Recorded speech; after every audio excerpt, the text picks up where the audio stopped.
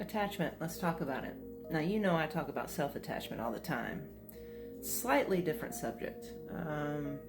We really can't talk about self-attachment properly, though, if we don't talk about attachment. The attachment that you're familiar with is probably from John Bowlby. He's a psychologist, and I believe he was out of Britain. But in the 60s, he did some research on attachment. And then Mary Ainsworth, I know everyone's familiar with her research because that's the attachment styles. That was in the 70s. They were friends, by the way, worked together closely. But what their research revealed, it starts in a more evolutionary based belief where, you know, that infant and the primary caregiver for most species, the mom, right?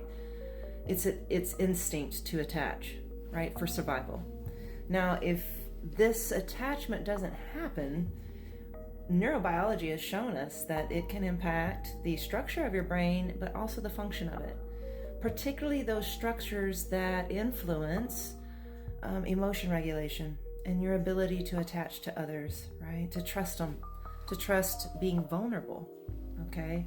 Decision making, all sorts of things, but primarily we're talking about that emotion regulation and your ability to attach to others, because that primary attachment that happens when you're young, whether it happens or it doesn't, it influences the rest of your life. It impacts your ability to have a sense of self. It influences how you see relationships and how you see others. Is it safe? Okay, so this stuff is important.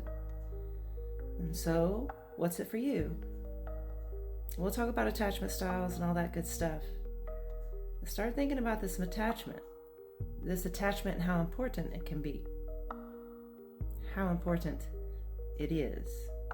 All right, so slow down. Have a Coca-Cola, and the perfect Coca-Cola.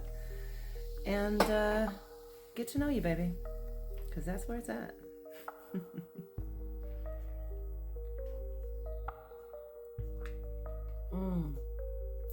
Oh gosh, the burn, baby. The burn.